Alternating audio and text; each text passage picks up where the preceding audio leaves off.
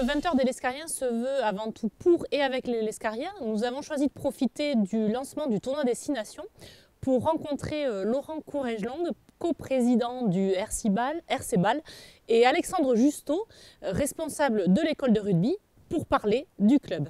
Alors, bonjour messieurs. Bonjour Sophie. Alors, dites-moi, racontez-moi un peu l'histoire du club et pourquoi la réunion donc, de 3 clubs pour former le RC Ball. Donc l'issue du RC Ball vient de l'entité de 3 clubs, donc de l'Avenir Lescarien, de la SPTT Pau et de la SBR. Donc cette fusion a été créée en 2004, donc c'est maintenant le RC Ball un seul et même club qui a été donc créé, je disais, en 2004 avec ces 3 clubs, donc l'Avenir Lescarien, la SBR et la SPTT Pau. Pourquoi avoir choisi de réunir ces 3 clubs? Quel était l'objectif? Alors l'objectif de cette réunification, on va dire qu'il y avait un manque d'effectifs, on va dire, sur ces 3 clubs.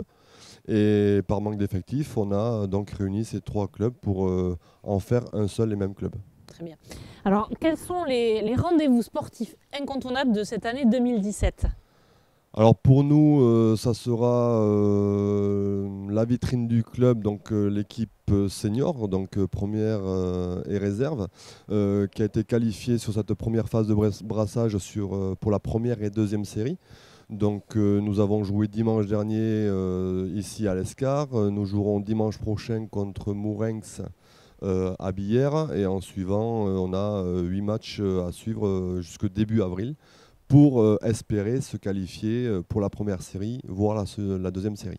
Voilà. Et à l'issue de cette qualification, ces demi-finales, on fera soit une finale deuxième série ou une finale première série. Si on fait la finale première série, on montera sur le groupe A, donc le plus haut niveau du comité du Béarn. Très bien. Et alors chez les plus jeunes, les projets pour cette année? Alors sur les plus jeunes, chez les juniors, on espère faire quelques tours ou des tours en championnat de France, se qualifier en championnat de France, Philippe Ono. Chez les cadets qui ont été titrés l'an dernier, qui ont un titre de champion d'Aquitaine, on espère réitérer ce titre.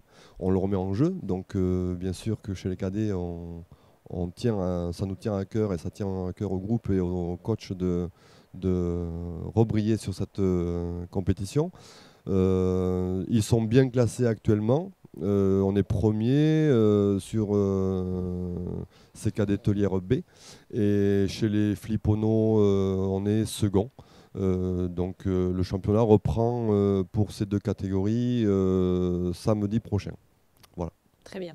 Alors Alexandre, on va parler école de rugby. Tout d'abord, je voudrais savoir quelle est un peu la politique jeunesse du club.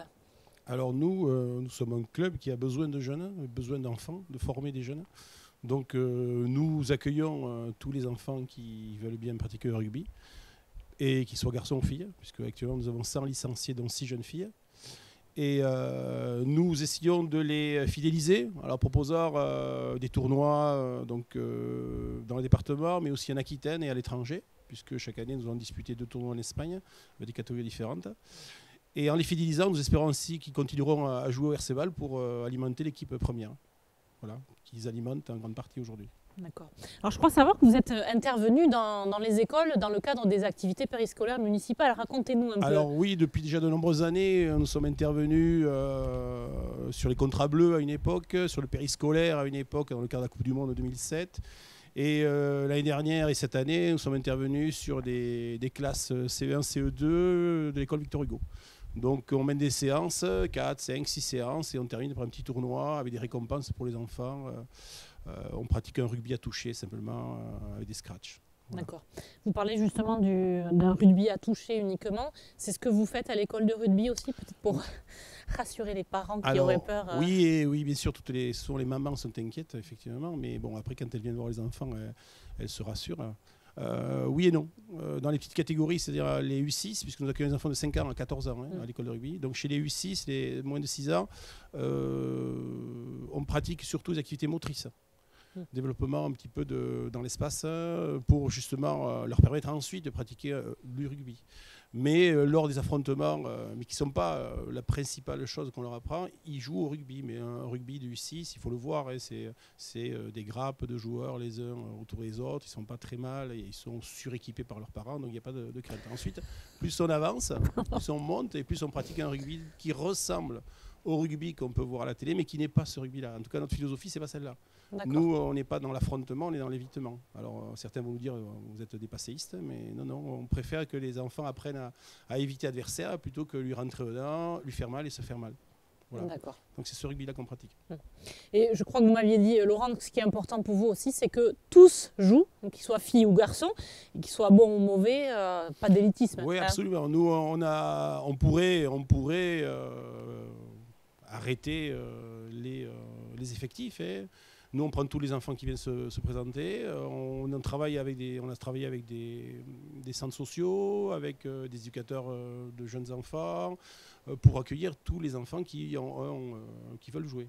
Alors à leur niveau, avec leurs compétences et leurs capacités, mais on est là pour développer le plaisir de jouer.